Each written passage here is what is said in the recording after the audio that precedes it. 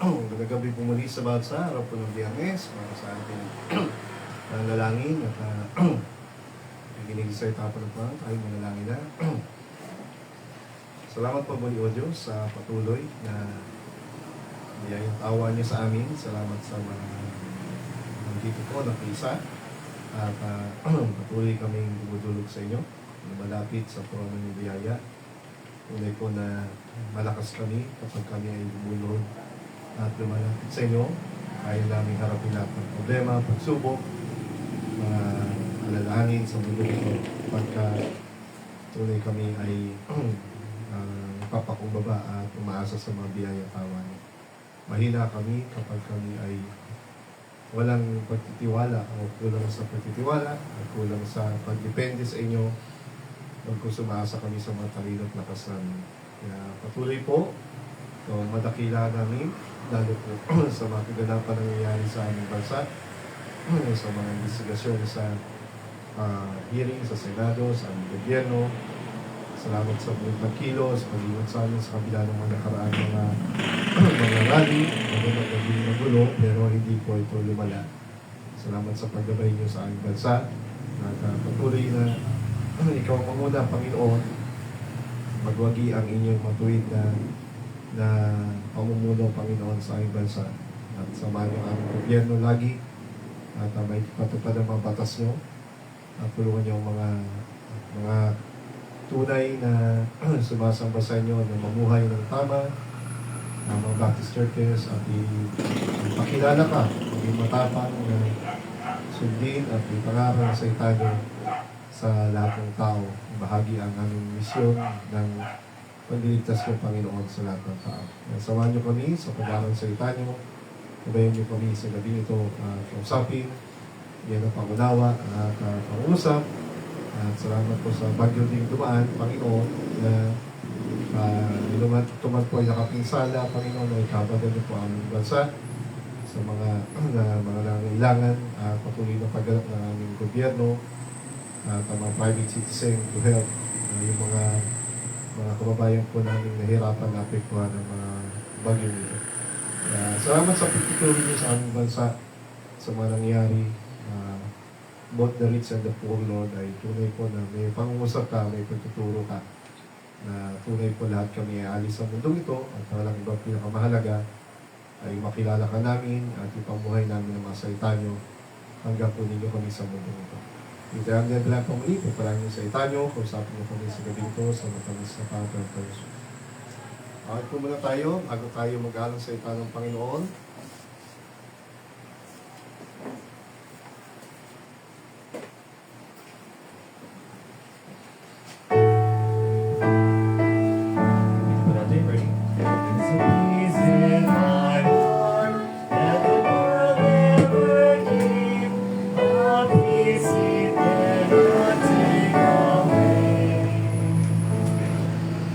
Trials of life, they surround my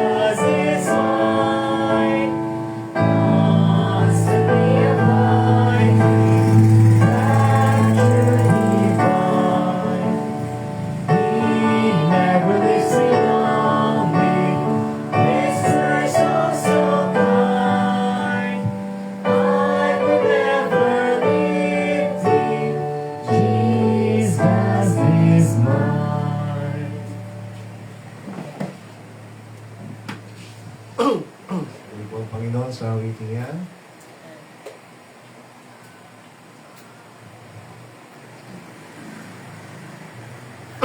Let's continue our study about God and government. God above government. Hindi naman po ang dapat natin maunawaan sa Biblia bilang mga Baptist Christian na ang Diyos ay higit po sa gobyerno. No? Ang lahat ng bagay sa mundong ito ay lilipas. Mapapansin natin, walang hari na forever. Walang kingdom na forever din po sa lupa. No? Mapapansin natin yan. Kaya, kung paano sa Diyos lahat ng galing, no? Ang gobyerno ay hindi Diyos. Pero ang Panginoon Jesus ay Panginoon. Kaya dapat ang tiwala ng mga tunay na anak ng Diyos ay sa Kanya lang dapat, sa Panginoon. Knowing He is the source of our life, He is our Creator, He is our God, no? He is the final judge, He is the Savior today, and the final judge tomorrow. No? Kung tayo ay hindi ligtas, ang hahatol sa atin sa impyerno. Kung tayo po ay ligtas at bibigyan ng katipala sa langit, siya rin ang magbibigay ng reward sa atin. Papasok tayo sa langit dahil sa kaligtasan kay Kristo. Ang reward naman sa langit ay base sa mga ginawa natin sa lupa bilang mga tunay na ligtas. Kaya ang Diyos at ang gobyerno ay ang gobyerno ng Diyos ay forever. No? Sabi nga doon sa Isaiah chapter 9, di ba? Ang gobyerno ng Panginoon Jesus ay darating, mababa dito sa lupa. Ang karapatan natin ay galing sa Diyos, hindi sa gobyerno. No? Mapapansin natin. Yung ating karapatan, yung ating rights, galing po yan sa Diyos bago ibinigay ng Diyos sa gobyerno.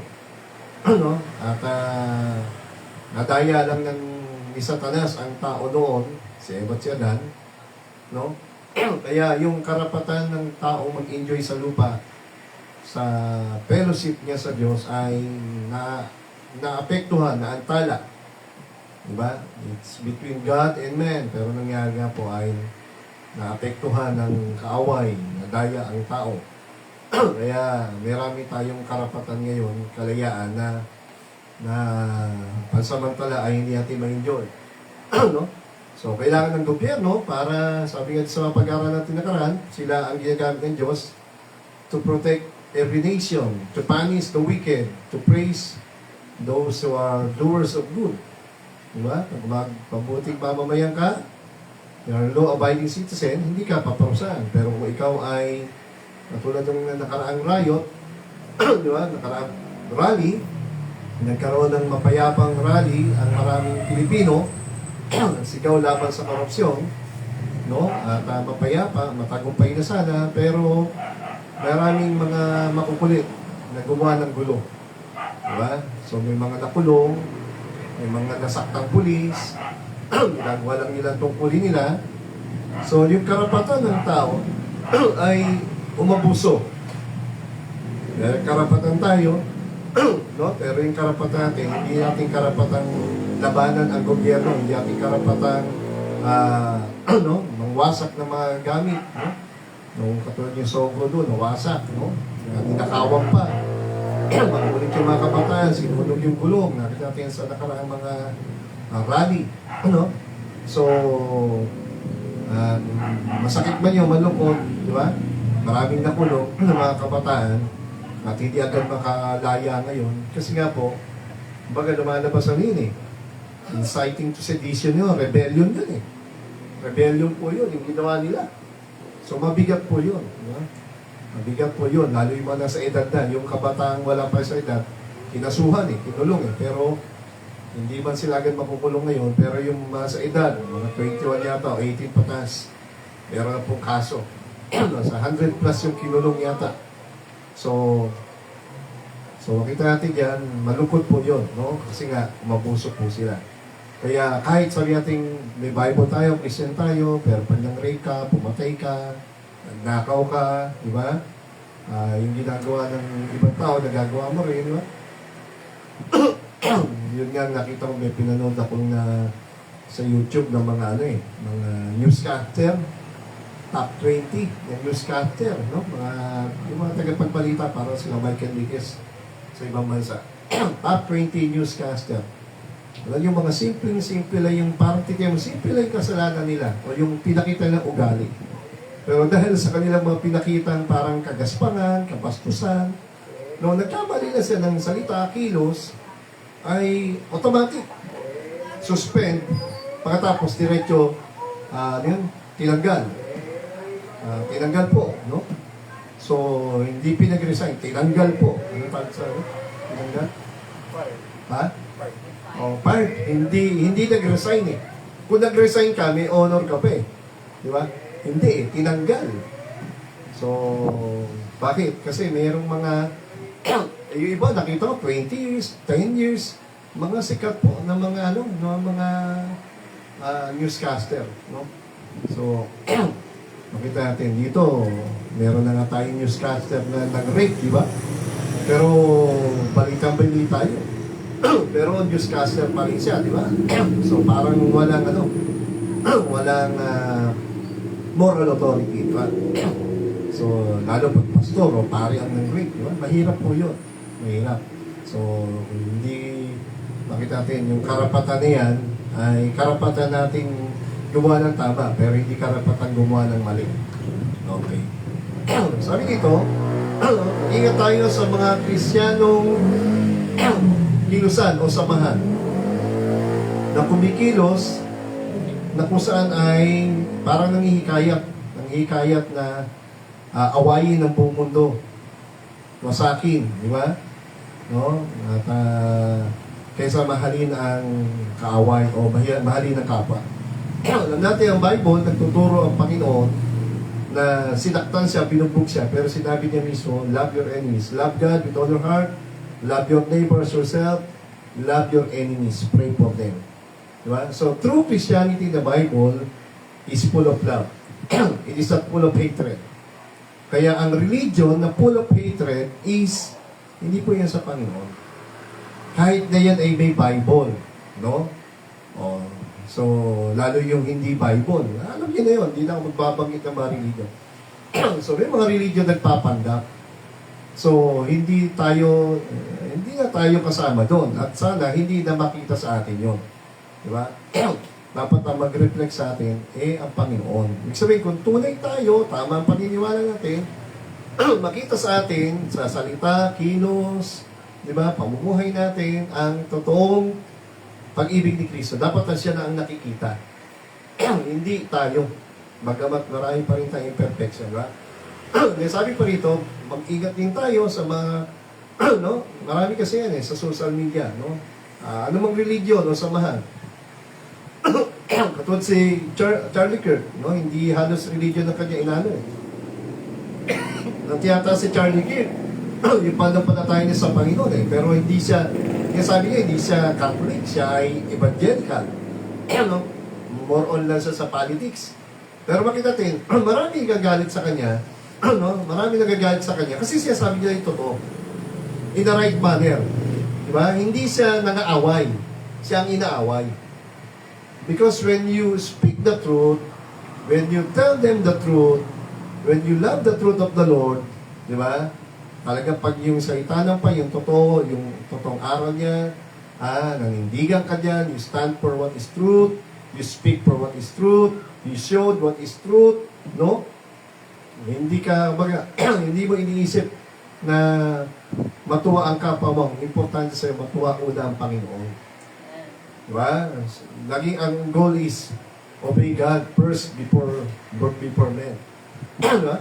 Kaya normally, ang mga taong totoong nagmamahal sa Panginoon ay magagalang. May respeto sa gobyerno, may respeto sa kapwa. Diba? Pero mag-ingat nga tayo sa mga Kristiyanong samahan na nagdi-demands na demands sa government. Gusto nila ang gobyerno ay maging instrumento ng poot ng Diyos. Pero hindi maging pagmula ng awa, ng pagiging mahabagin o mabiyaya, Iniwala tayo ang gobyerno ay dinisenyo ng Diyos to protect a nation.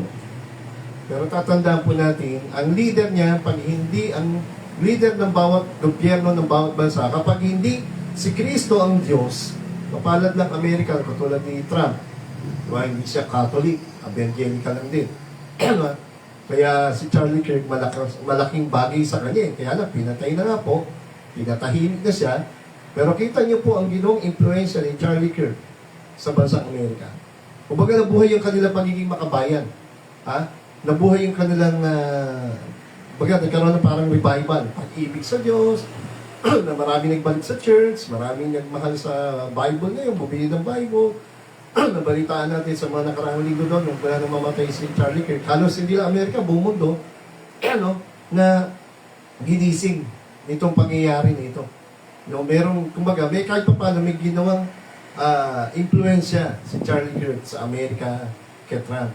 So, makita natin, kaya parang natin si Trump ay mahigpit sa mga katulad yung ICE, nasasabi na, yung mga TNT, di ba? Yung mga pumasok sa bansang Amerika na mga walang illegal na paraan. Parang ito itong ginawa ni ito yung sa Bulacan. Yung tumakbo mayor, nanalo mayor siya, Alice Go. Di ba? Ano nangyari? Meron mong ginawa ni Alice Go, di ba? Nanalo pang mayor. Ano po siya? Eh buti kung pinanganak siya, sa ating batas kasi sa legalidad, ang pwedeng tumakbo ay Pilipino ka, magulang mo, pinanganak ka sa Pilipinas, o isa sa magulang mo ay Pilipino, tapos dito ka pinanganak, kahit Chinese ang magulang niya, basta dito sa pinanganak. Pero lumalabas, hindi ho, ganun eh. Parehas yung Chinese ang parents ni Alice Go, at ano nangyari? Di doktor po, pineke yung kanyang dokumento. Lahat pagpapanggap. Lahat nakalusot. Marami na po naging ganyan ngayon. Maging maluwag po ang gobyerno natin. Naging korap ang gobyerno natin doon. No? Wala nang balita dyan, di ba? Last year, diniscuss yan. ng Senate. Ewan ko ngayon. Marami rin, kahit sa ating mga sa Navy. Maraming nakakalusot na spy ng mga Chinese. Hindi tayo galit sa Chinese, pero ang problema ho, naging maluwag po ang bansa natin. Naging korap. Ang ating gobyerno doon, nakakalusot ang mga Chinese illegal at ang illegal na mga Chinese citizen na yumaman sa bansa natin at nakatakbo pang mayor, nagkaroon ng birth certificate sa illegal na paraan. Mali po yun. Si Donald Trump, yun yung kinagalit niya sa bansa. Almost million yata ang pinaalis. Alam ko, milyon ang kanyang pinabalik sa ibang bansa. Bakit? Kasi kaya sa nagagalit, kumbaga, pinapasok na nga sila, nanggugulo pa. Nagbebenta ng drugs. Sila yung mga gangster sa Amerika. Pambihira ka. Kumbaga, ikaw nga ay illegal ka na nga rito Tapos nanggugulo ka pa. Pinalaya sila. Pinatupad ni Trump yung kanyang batas ng Amerika yun. Walang illegal doon, wala siyang inabusong karapatang pantao. So, gusto nila kay sa sabi ko sa komunistang bansa, sa Islamic na bansa wala doon bawal, maraming bawal doon, walang karapatang pantao doon. Walang karapatang tao, walang freedom. Mapalad po ang mga bansa na may Bible tulad ng Pilipinas, Asia, Thailand, tulad ng Israel, maggulo man dyan, pero marami laging gera, pero malaya doon. Malaya, Pilipinas ka, diba? Pilipino, wala tayong visa. Pwede ka dumalaw po kasi doon. Anytime. So, makita natin dyan po ang Amerika. Pero ngayon po ay nagiging, malungkot po. Alam niyo po ba, pray niyo po, ang Palestine ngayon, yung Hamas, yan yung Hamas na nanggugulo sa Israel, 2 years ago, nanggulo sa kanila, nilusob at namatay yung 1,000, tapos ni-rape yung mga babae, pinagpapatay, basta yung gano'n. Kaya nga ang Israel ay hindi nanggugulo, baga, sabi na, isuko nyo lang yung ilang hostage na natira. Ayaw na isuko. So, ayaw nila isuko, kaya, nangyayari, ang nakikita natin sa picture, mga batang nagugutom, mga bahay na wasak, yung sira. Alam niyo bakit? Kumuha ng simpati Hamas, at ang Hamas ay puro Arab. Ano natin, yung Arab, mahal nila yung bawat side brotherhood. Pero makita natin dyan, ang problema ito. Ang Israel ayaw nilang bigyan ng karapatan, ng kalayaan. Di ba? Ayaw nila ng mapayapang paraan. So, ginugulo na ng Israel, at ngayon, ang ginagawa ng United Nations po ngayon, latest na balita, nagkaroon ng botohan na, karoon ng botohan, 100 plus, 40 yata, magano'ng 100 plus na bansa. Sabi ang bigyan na ng kalayaan ang Palestine, maging independent nation. Katabi ng Israel, yung Hamas, yung group yung inana. Bigyan na siya ng freedom. Kasi wala po sila dating kalayaan, hindi sa independent nation. Wala silang identity, kumbaga. So, yun ang naan nila. Ang isa lang sa, siyempre, kumontra doon, Israel, at Amerika. Kung Amerika, pinagtatanggol po nila Israel. No? At iyan isa sa pinaglalaban niya ni Charlie Kirk. No? Pag ikaw ay pro-God, pro-Bible ka, automatic, mahal mo ang Diyos, at ang Diyos ay ito, yung Diyos ng Israel. So, magalit man ang buong mundo, pero ang totoo po, walang tunay na Diyos, kundi yung Diyos ng Israel, yung Diyos ni Abraham. Kaya makita natin dyan, sa ayaw mo sa gusto, buti ang Pilipinas, kakaibigan natin Israel, at ang mga bansang kaibigan ng Israel ay pagpapalain ng Diyos. Pero ang bansang kakalaban sa Israel ay makita natin dyan, no? Kahit bitawan man ng Amerika yan, ay makita natin dyan po, hindi po pababayaan ng Diyos yung bansa. Nana natin, as a church, no? Huwag tayo magsayang ng oras, na mag-away sa social media. So, mga walang kwenta yung pinag-awayan natin yung post, no? Ako nagko-comment din ako, pero pagka alam ko may kinalaman sa Word of God, at politics na maingat ako ng digital salita, no? Pero makita natin dyan, mahalaga na magsalita ka. Hindi naman para mag-away ka. Merong tiyatag na healthy debating. Kailan yung healthy? Pagka ang paraan ng pagsalita mo ay may respeto, may mabuting intensyon, at ang intensyon ay to share the Word of God. Tuloy mo yan. Pag ang goal mo lagi is to post, ang malugod mo ay ang Diyos, ma-share mo ang kaligtasan ni Kristo. Yun talaga ang goal mo. Malugod ang Panginoon, ang Diyos, at ma-share ang kaligtasan ni Kristo. Tuloy mo yan. Pero pag ang post ay tungkol sa emosyon mo lang, tungkol sa galit mo, o anuman yung motibo mo, di ba? Hindi maganda. Kasi ang nagre-reflect dapat sa buhay natin, testimony niya ang Panginoon. Sabi yan, scrolling on social media, liking scriptural videos or posts, tatandaan po natin, katulad ginagawa ko, may mga binabasa, pinapanood, sinishare ko. Okay, so, influencer ako in a sense. Hindi ako katulad ng mga pero influencer ako binabasa. Pero tanda natin, yung ginagawa ko yan, hindi yan nagpapakita ng testimony ko lang, kundi iba pa rin yung lumalakad ka kasama ang Diyos araw-araw. Ibig sabihin, doon sa talagang ikaw ay nag-iisa, no?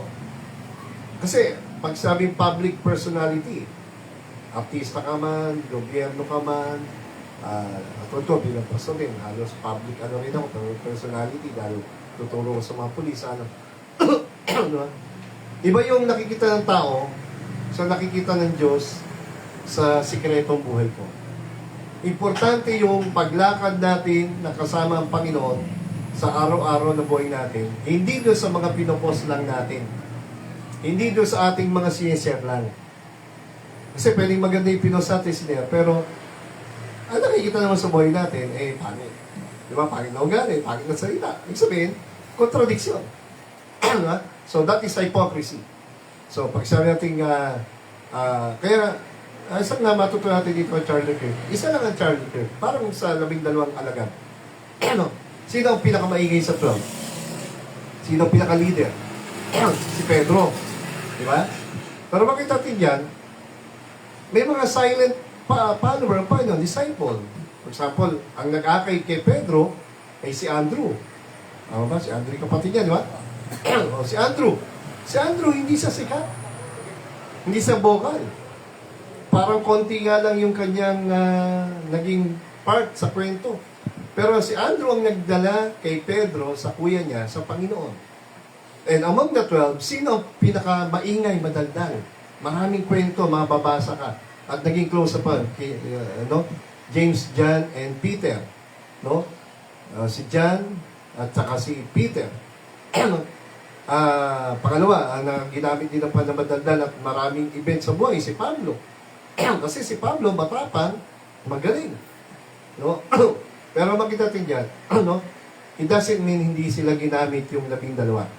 No? Sila Simon, meron pa isang Judas, hindi si Iscariote, dalawang Jude, si James, no? Marami yan,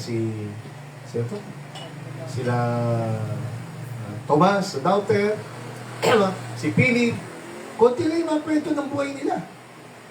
Parang mga ano nga sila, di ba? Parang mga silent follower lang sila. Pero it doesn't mean hindi sila ginamit ng Diyos. Ginamit sila. No? Ginamit sila ng Panginoon. Kaya ang importante dito, yung araw-araw na buhay mo, na paglakad, kasama ang Diyos sa buhay mo. Lalo na yung tinatawag na quiet time. No? Yung pagbabasa mo ng Bible, pananalangin, meron ka bang time, kausapin siya. No? Hindi lang maraming time sa social media. No? Yan ang great danger ngayon sa ating mga Kristyano. Na ginagawa na lang nating Bible ang social media. Ang Facebook, no? Nababiyoksan natin ang pag-isa magang Facebook, no? Ang social media. Pero hindi natin nabasa ang Bible, no? Hindi natin. Kaya ako, nagtatatanda ako ng mga verse yan. Isang dapat yung video, yung makikita ko input agad na pansa at i-share. Di ba? So marami na agad input sa akin ng Panginoon at i-share ko yun sa inyo. So sabi nga ng 1 Peter 2:17, honor all men, no? Love the brotherhood, fear God, honor the king. So, God over government, God and government. Mahalaga ang gobyerno, no? At pero higit ang Diyos natin sa gobyerno. No? Sabi nga dyan, bigyan karangalan lahat ng tao, no? Bigyan mo ng respeto, mahalin mo ang mga kapatid mo sa pamilya, love the brotherhood, yung sa church, hindi yung brotherhood na Muslim, no? Sila yon, pero hindi yung brotherhood na ibang religion, hindi po. Pag sa love the brotherhood, yung tunay na mga Kristiyano. Tulad natin, ba? Mga kapelo si ating, mga Baptist. Yan. Pero ibig sabihin ba, diyan natin kakaibiganin yung mga ibang religion. Pwede mo sila kaibigan. Ang problema, tayo nga lang lumalayo sa kanila. Pwede natin sila abutin sa Panginoon, kahit sino, kahit anong religion. Huwag tayong lumayo sa kanila. Pwede natin sila maging kaibigan, turuan. Maging matapang na tayo i-share ang katotohanan. No? Kasi tayong gagamitin pa sa mga klase, co-teacher, no? Lahat ng chance natin to share the Word of God, yung chances natin, yung opportunity, ay napakahalaga. Kumbaga, sa araw-araw na dumaraan, pinahiram ng Diyos na buhay sa atin dito, ay dapat, laging go natin, seek ye first. No? Inuuna natin ang Diyos natin, ang hari natin. Hindi lang ang hari natin, pati yung kaharian niya na forever. No? At so pag iniisip natin lagi ang ating haring walang hanggan, ang Panginoon Jesus, at ang kaharian niyang walang hanggan na pupunta natin, ano yung isipin natin doon? Mahalaga pala ang soul winning. Mahalaga pala may mga taong naliligtas. Mahalaga pala ako'y magturo ng kaligtasan. Bakit? Maraming papunta impyerno. So it doesn't mean hindi mahalaga ang trabaho, pag-aaral. Pero mas mahalaga yung kaharian ng Diyos. Pero minsan, natatawa tayo. Minsan, pinagtatawanan natin yung mga JW. Di ba? Kasi sila hindi bumoboto eh. Di ba? Alam niyo ba yan? Hindi sila bumoboto. Kasi sila daw ay loyal sa kanilang religion lang. Ang loyalty lang daw nila ay sa Diyos nila, sa religion nila. Hindi sila bumoboto. Opo yung mga yan. Pero tanong, nagpa 5% tax. Nagpa 5% tax. Bagay automatic naman yung pagkumain. So, bakit natin yan? Pag nasa Pilipinas ka, pag ninakawan yung church sila, saka tatakbo. Sino magtatakbo sa'yo? Sino mag-iimbestiga? Huwag naman sana, pag mayroong napatay sa nilay, O, sa tatakbo. Doon sa gobyerno pa rin sa pulis. Di ba? So, kahit na may evil na mga nasa government, hindi lahat ay evil. Meron pa rin matitino. Kaya nga nagtuturo tayo din. Meron mababait tayong mga pulis. Napakapalag ang bansa natin, alam niyo bakit? I believe mas mababait ang mga pulis natin sa bansa natin. Kasi, naabot na sa itan ng Diyos ang kapulisan. Ang mga army. Minsan nakita ang problema natin. Tama, separation of church and state, ito ang problema natin. Dahil sa takot natin magsalita, kasi principal yan eh. Kasi general yan eh. Kasi pangulo yan, mayor. At totoo, nanduwag na tayo. Tama, hindi tayo nakikialam sa gobyerno, pero bakit naging korap ang gobyerno? Kasi wala tayong asin at ilaw sa kanila. Yung asin ng Panginoon, yung aral niya at liwanag, hindi natin dinadala. Kaya puro kadiliman ang puso't buhay ng mga yan. Kaya si Pablo, di ba, bago na pugutan na ulo, hanggang sa huling hininga ng buhay niya, ginagamit siya. Nakapag-preach siya sa Rome. Nakapag-preach sa kay King Agrippa. At si Agrippa, sa galing ni Pablo magturo eh. Manalita kasi, Pharisee. Ang sabi ni King Agrippa, kamuntik mo na akong maakit na maging Kristiyano, maging alagad ni Kristo. Kamuntik, ang sabi ni King Agrippa in Acts chapter 27, kung doon So, napabilib ni King Agrippa, hari ito nakumbinsi niya, kumbaga parang Charlie Kirk ang dating ni Pablo. Pero si Charlie Kirk, parang hindi taga-pinayaan ng Diyos ang talino. Isipin mo, hindi graduate ng college. Hindi ko sinabing masamang mag-aral, Hindi ho. Hindi ho. Alam niyo kung bakit? Gifted talaga siya ang talino ng Diyos. Hindi lang yun. Would you imagine 100 books in a year binabasa niya? Mga kabataan natin yun. Isang book ba lang sa isang taon, hindi naman ba kayong nabasa at natapos? Sa college, siguro, kung di lang dahil pukpukan. No, ma'am. Kung di lang dahil magbo-board exam ka. Pagkatapos na, wala na, focus na lang sa pag-aaral ng mga teacher o ano yung course mo. Kaya, kumbaga pumurol. Kaya bakit yung mga doktor, ma-attend sa seminar at merong mga doktor ay hinahasa pa nila yung kanilang kaalaman, yung kanilang kakayahan. Bakit? Kasi alam nila, nagbabagong panahon. Maraming sistema noon, pamamaraan ng gamot na tama, pero nagbabagong panahon, meron palang mga magagandang bagay na pwede silang matutunan. Sa bilis ng panahon ngayon, dahil sa panahon ito ng technology, ang mga kabataan dapat ay hindi maging tamad. Hindi lang mag-aral sa elementary, high school, college, tuloy mo kung ano mo dyan. Kundi, yung pagsabi natin, improving yourself, hindi lang kabataan, lahat tayo. The first, sabi nga ni Charlie Kirk, isang naging niya at the age of 31 years old. No? Ang number one niyang talagang maring binabasa na. Number one niya, love na love niya Bible. Love na love po niya Bible. Pag isa lang yan, alam niya ang karunungan galing sa Diyos sa Biblia. Pero hindi lang po yun, mahilig nga siya magbasa. Kaya pag lahat ng sino mang makausap niya, history man yung, tataka ko hindi naman doktor, hindi naman, pero magaling sa history, magaling sa, yung mga, basta, hindi ko na minsan masakin yung mga, yung mga terminology, no? So, ganun po. So, bakit natin dito? Fear God, sabi niya Pastor Peter, honor the King, respect the King, matakot sa Diyos. Pastor, paano nga kung kurap ang king? You pray for the king. You pray for the president. You pray for our government. No? At pasalamat tayo, wala tayo sa bansang Islam, wala tayo sa bansang komunista. Malaya tayo. Dahil sa ang Amerika ay dinala sa atin ng Bible. Ang nagdala sa atin ng Bible, Amerika. Hindi po ang Kasila. Ang Kasila dinala sa atin Katoliko. Pero mabuti na rin pumasok ang Katoliko. Kasi, kung hindi yung pumasok ang Katoliko, ang Mindanao po, ay puro na halos yan eh. Saturated yan ng katabing bansa niyan, Indonesia, Malaysia. Lahat ng katabi natin dito, puro Islam na yan. Indonesia, no? So, puro na yan, malakas ang balwarte ng Islam dyan. Kaya, itong Mindanao, halos muntik na nila masakop yan. No? Kung di po pumasok ang Kasila, yun. So, kaya napabuti lang yung pagpasok ng Katolisismo.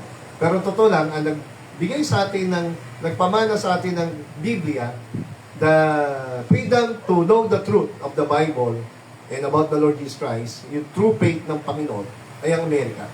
No, kaya nga yung ating Constitution ay makita natin galing po yan sa itawag na Western country, no? Itong Amerika, itong Western civilization.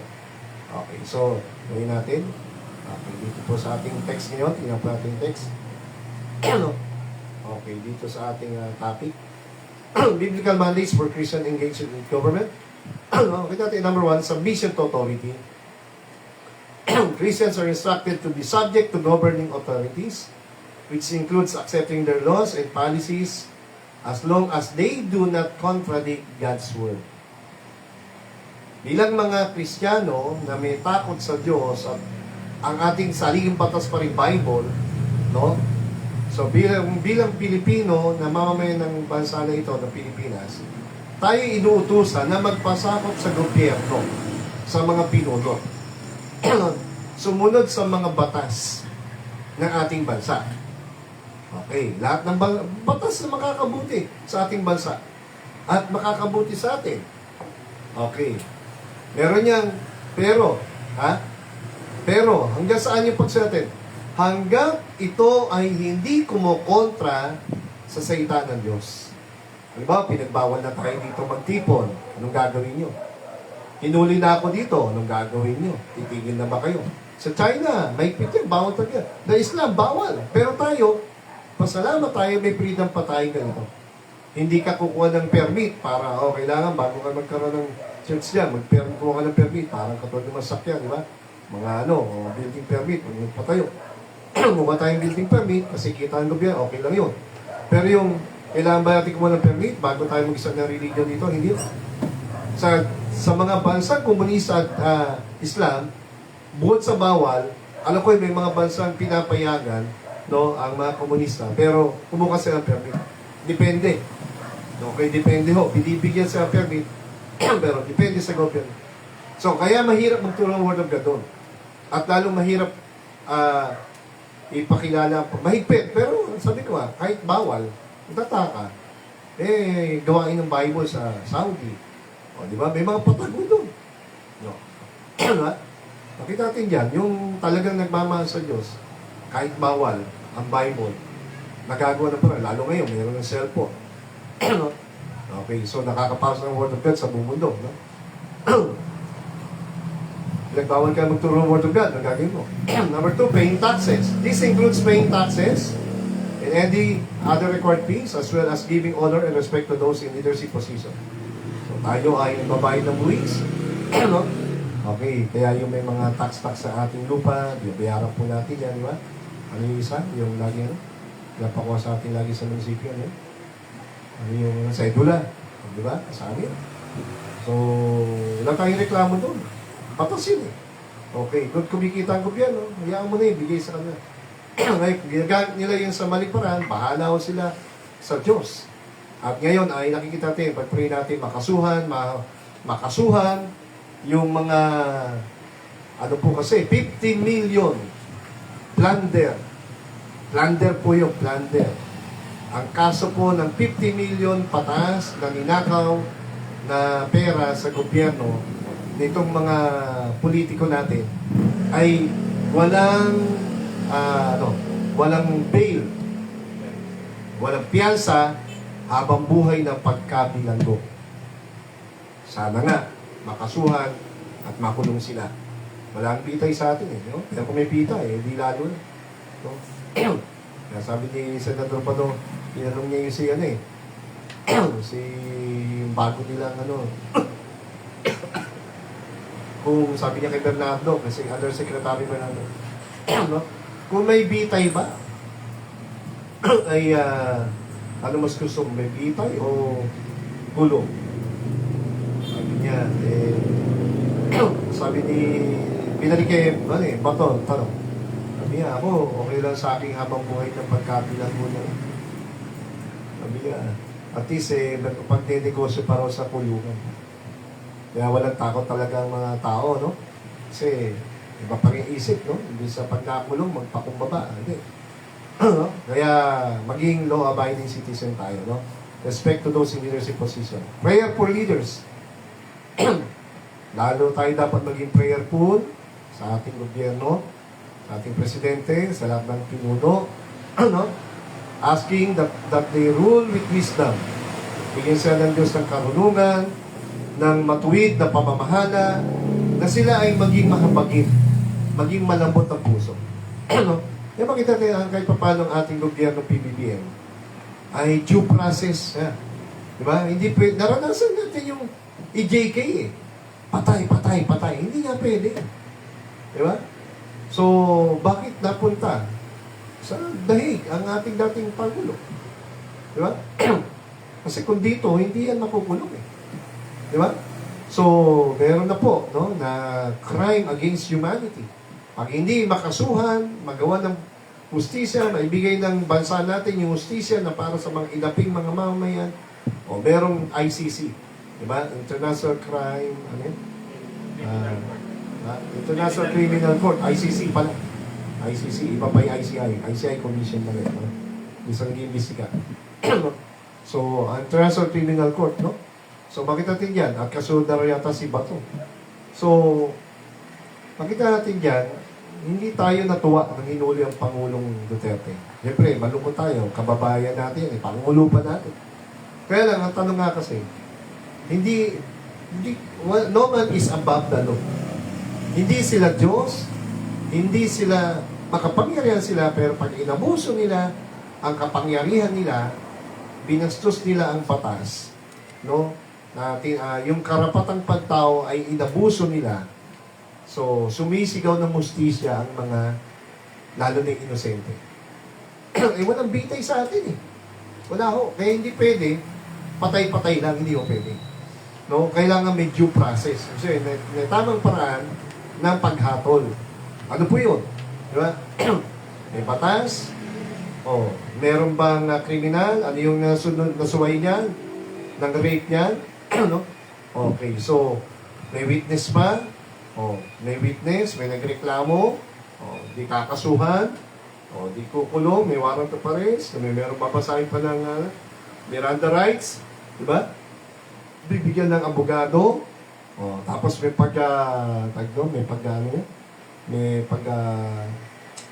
pre-trial. Kung nangyari kay Pangulong Duterte, pre-trial pa lang yun. Pero meron ng 3 counts of crime na siya against humanity.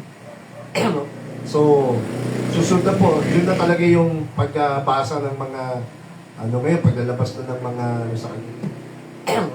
So, makita natin dyan, sa atin po ay parang mabagal. Pero yun kasi ang dapat. Pero ngayon, binibilis-bilisan na po ng DOJ. Kasi nga, galit ng taong bayan doon sa nakurakot, no? Na pera.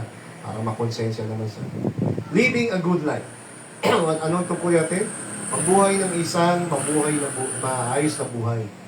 As good citizens, bilang tunay na mga anak ng Diyos, ang tunay na Kristiyano ay nabubuhay ng marangal na buhay. Naglilingkod, naglilingkod una sa Diyos, may pag-ibig sa Diyos, pag-ibig sa kapwa niya, sa bansa, no? Makabayan tayo, when you say makabayan, talagang may pag-ibig tayo sa bansa natin. Kaya kung mga kalat-kalat lang, dapat marunong ka magtapon sa tamang tamang lugar.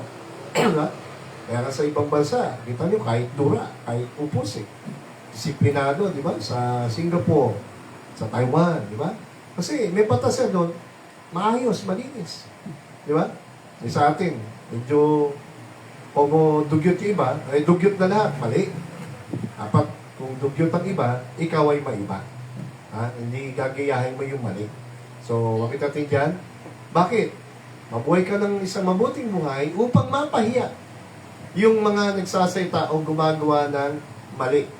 Lalo na kung pinipintasan ang pananampalataya mo sa Diyos o relasyon mo sa Panginoon. No?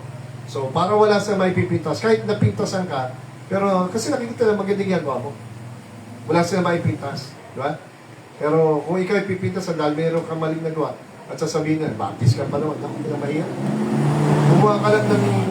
Gumawa ka lang ng siyam na mabuti, isa lang nagawa mong mali. Alam niyo po, ganun ang tao. Ganun kalupit ang mundo humapon. Kaya pilitin natin, talaga hindi tayo perfecto, pero pilitin natin maging maingat sa salita, kilos, lalo na yung mga posting natin. Diba? Tayo nagpo-post ng kung ano-anong mga kalokohan. Manood ka, hindi mo na malala, nanood ka, pero huwag mo na ipopost. Kasi testimony yan eh. Diba? Kumbaga, parang ito lang, tanongin mo lagi, habang ang Panginoon, nagsa-social media ka, isipin mo katabi mo pa, natutuwa ba pa sa pinapanood mo at pinopost mo? Diba? Kung ang Panginoon Jesus ay bilang social media influencer, bilang vlogger, at bilang follower ng iyong vlog. Anong klase siyang follower at anong klase siyang social media influencer? Sigurado ay sasabihin lang niya kung ano yung totoo, hindi niya isipin, magalit ang tao. Kasi lagi yung sasabi ng Panginoon, di ba?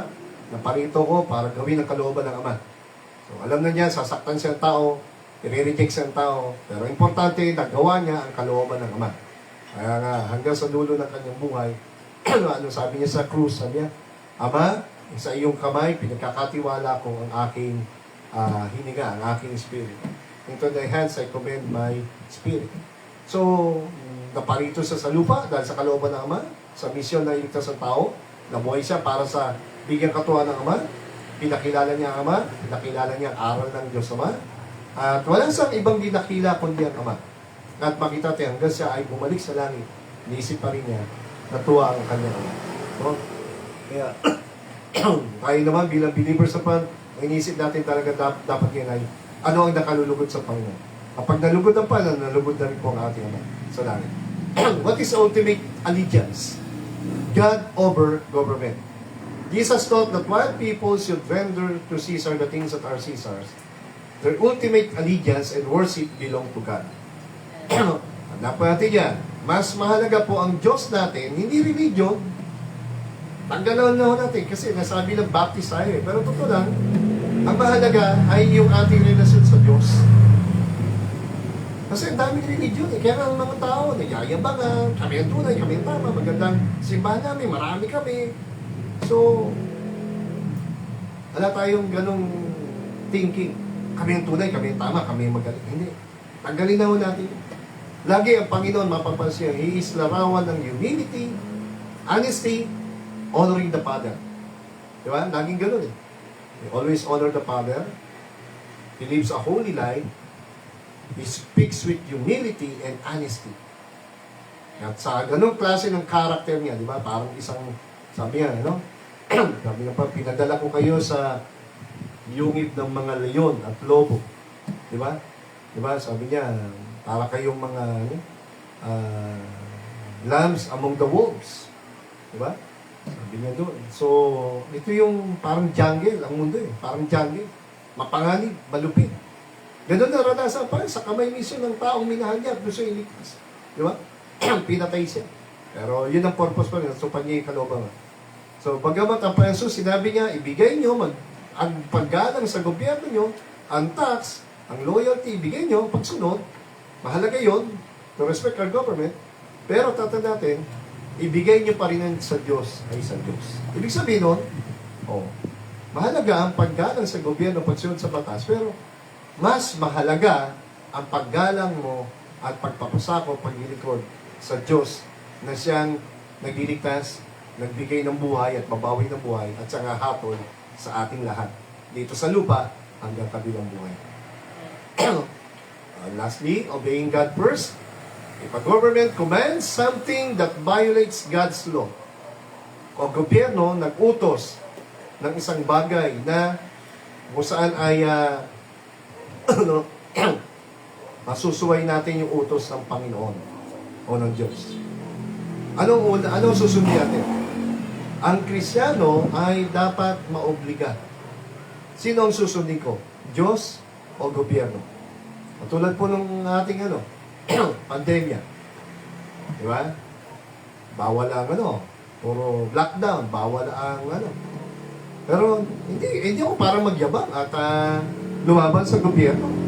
Napakahirap talaga ng pandemya na yun, buong mundo. May mga nakulong na pastor, may mga nakulong na mga membro, may mga hinuli, binugbog, kinulong. Buong mundo po yan. May mga pastor na nagpabakuna, natakot. Diba? So, kasi hindi makapag So makita natin yan, ano, nasaan ang tiwala natin? Nasaan ang totoong unang loyalty natin at pagpapasakop? We ought to obey God rather than men. Sabi niyan, if a government commands something, tigilan niya ng Bible, tigilan niya pagtitipon, di ba? So, pag yung batas ng Diyos ay inuutusan na tayo ng gobyernong itigil, by all means, kahit tayo makulong, mabugbog, katulad ng mga Apostol Pedro, no? Kaya makita natin, yun yung sa ating text, no? Pero hindi ko naman discuss yan, ba? We are obligated to obey God's authority above human authority. Meron pa pala isa, influencing for good. Lastly, in democratic societies, katulad ng bansa ating Malaya, Christians can also influence the government. Ito yung isa na pabayaan natin eh. Alam nyo, nakakatakot po ngayon. Kaya nagigipit si Trump sa Amerika sa mga Islam. Katulad ng Charlie Kirk. Diba? Pro-Israel sila, pro-God, pro-Bible. At ayaw nila ng Islam, tsaka yung wokeism, itong mga communist thinking. Left. Communist, tulad ng China, Russia. Ngayon yung manungulit sa Amerika eh. Naghigpit sila doon. Tingnan niyo po nangyaring gulo ngayon sa Italy, sa Canada, sa England, no? Ang dami na pong Islam doon ngayon. Dating mga Bible nation yung King James natin, ha? England yan, ha? The English-speaking people. Ngayon po, ang dami ng Islam. Pero kung sa dapat kayo, no? Sabi ng Muslim, siya minsan nagsabi, sabi niya, sabi niya doon, pinapasok niyo kami sa bansa niyo? Kasi pinapasok niyo kami, mabait kayo eh. O, edi, kami mabait kayo kasi ang goal namin ay ito, Canada yun eh. Sabi niya, ang goal namin ito, Canada, maging Islam lahat. Nakita niyo ba yun, yung goal ng Islam? Lahat maging Muslim. So, the fastest growing religion right now. Diba? Hindi yung papayag ang Amerika. Pag ang Amerika, naging Islam na po yan, ay, diba? Nangyayari na po yung nangyayari sa atin sa buwapas. In democratic side Christians, kaya dapat po abutin natin ang mga pinuno sa gobyerno. Hindi dapat ang pastor maging mayor, gobernador, no? Pero iba kasi, nagkaroon ng chance eh. Kaya lang nangyayari, ibang pastor, nagiging corrupt din eh. Yun yung mali. Diba? Nagkaroon sana siya ng chance maging mayor, gobernador, congressman, kaya lang nagiging corrupt din siya. Yun yung mali. Ano? Nagkaroon sana siya ng chance na gamitin yung Mr. Word of God sa Congress, pero nagiging bad testimony nga kasi yung mga ilang pastor sa kanilang, okay na sana na-preach ang gospel. Kaya ang problema po, yung kanilang bad testimony. Diba? Meron silang mali kasi nga, may mga korupsyon yan. Hindi rin sila nakaligtas yan. Meron din po. Di ba? Basta politika. Diba? So, makita natin yan. Christians can also influence the government in a positive way. Voting. Diba? Participating in civil life. Diba? Pwede tayo makisa rito. Pagtulong-tulong natin sa paligid. Sa lugar natin. Dapat meron tayong ganun minsan sa once a year. Maramdaman. Isa, problema na ating mga Baptist kasi. Tayo mismo kasi parang galit-galit. Di ba? Kahit tayo na lang as a church, living life. No? Kasi nga, ang Baptist, masyadong separatist. No? Okay, so, ganun talaga yata. No? Tama ko? Parang mahirap talaga magkaisa ang Baptist talaga. So, working to ensure laws are just and promote the common good. No? So, sabi nga di Paul, as I close ito, yung bursting out, ito sana hindi discuss ko, pero hindi ko nang discuss sa inyo. Next time ko lang discuss. Sabi rito, sorry.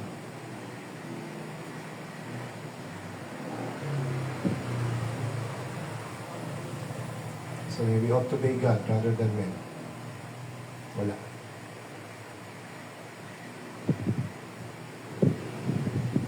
Ayun, nakita ko din. Wala. We ought to obey God rather than men. Ayun. Sabi niya, pinagbuwalan sila. Sabi niya, pinagbuwalan sila. Diba, sinabi ko na sa inyo, yung mga pinuno, na huwag na kayo magtuturo nung araw ni Kristo. Sabi ng mga religious leader niya, nagalit kila Pedro. Sumunod na si Pedro sa pangaral ng Panginoon. Sumunod sa utos Bawat aga, pero sinunod nila Panginoon. Sabi ng mga religious leader, yung mga pinuno, yung mga opisyal ng gobyerno ng Israel, nagalit. Pinuno nyo ang Jerusalem. No? Yung city. Ha? Ng inyong mga aral ni Kristo. Kasi ang turo nila doon, yung turo ng Judaism, obeying the law of Moses. Di ba? At hindi lang yun, sabi ni Pedro, yung pinatay nyo, yun ang tagapagligtas. So parang sinusumbat. Alam nyo ba, ang karap nila dyan, sila yung mga sila Pilate, sila Anas, mga high priest na nagpatay kay Kristo. Sabi niya, sisisi niyo pa kami, kaya napako yun dahil sa amin. Kaya sabi ni Pedro, then Peter and the other apostles, pinagwalan sila, tinakot sila, and answered said, we ought to obey God rather than men. Tingnan niyo nangyari sa 20, anyway, hindi na natin. Pero sabi diyan, binugbog pa ho sila diyan. No? Binugbog pa ho sila diyan at sila ay pinagwa. Pero hindi po sila napigil. Bakit? Matapang silang sumunod sa utusan. Ay ba na, Lord, salamat sa itamo, pagpalain niyo po ito sa puso ng bansa. Tulungan niyo kami mahalin namin aming bansa, mahalin namin aming gobyerno, panalangin, abutin ang lahat ng nasa pamunuan, kami maging mabuting impluensya sa aming bansa, sa aming kapaligiran, kami maging mabuting ehemplo, Panginoon, ng aral niyo, ng buhay niyo na pinakita. Ikaw makita, hindi ang aming sarili. Huwag kami maging mayabang, huwag kami maging huwag hayaan na maging pangit ang aming mga pinupost o nila-likes o sinishare, Panginoon, sa social media. At tagay na rin, Panginoon, ay tulungan yung buhay namin na sa aming quiet time, ay kausapin niyo kami, palakasin, samahan niyo kami sa maghapon na buhay namin araw-araw. Importante po ang ginagawa niyo sa aming buhay, Panginoon, more than sa aming magagawa sa mundo nito. Mas magagamit yung buhay namin, Panginoon, sa mundo nito kung kami ay meron pong tinatawag na oras ng pakikipag-usap sa inyo. At ang buhay ng mga anak nyo na binabaliwala ang pakipag-usap sa inyo ay ito po ang tanda ng mga mahihinang Kristyano. Walang influensya, walang liwanag, walang asin. Hindi nagbibigay ng liwanag, hindi nagbibigay ng lasa sa paligid. Minsan ay wala ng pakinabang. At parang ang buhay ay wala ng kabuluhan. Kaya tulungan niyo po kami, patuloy po na manindigan kami sa mga utos niyo, maging masunurin kami, at patuloy niyo siya sa atin ang aming buhay, inisin, baguhin, at pagpalaan niyo po aming evangelistic sa Sunday, Panginoon, ikaw matapila, ikaw manuhalati, gamitin niyo po ang aming Pastor Jules, at magdala ka ng mga bisita, tulungan niyo po kami, magdala ka ng mga pulis, Panginoon, na pwede kami, magdala ka po ng mga klase namin, makasama sa trabaho, mga co-teacher, at sino man, Panginoon, sa aming school, makabot kami mga magulang, mga bata, Panginoon. Tulungan niyo po ang Holy Word Preschool, tulungan niyo po ang aming pag-abot sa aming paligid, Panginoon. Mga Bible study namin, mga inaabot namin kabataan. Nagdala kami, samantalayin namin. Isang pagkakataon na napapagamit sa aming Mayor's ng libre, at ito yung pagkakataon namin, Lord, na huwag sayangin yung pagkakataon, makapagdala kami ng maraming bisita, maraming kaluluwa, gamitin yung buhay namin sa ganito pagkakataon. Kaya ito yung nalang paborito, salamat sa gabi ito, at tulungan yung aming bansa sa bagyong dumaraan, at lalo aming gobyerno sa mga nagaganap na korupsyon, Panginoon. At bigyan niyo kami ng maayos sa gobyernong nagmamahal sa bansa ito, at may maayos sa pamumuno. Ito yung dalat ng paborito, salamat sa gabi ito, at ang lahat yung dalat ng paborito, salamat sa matamis sa pangalan. Good night po, and God bless. See you on Sunday.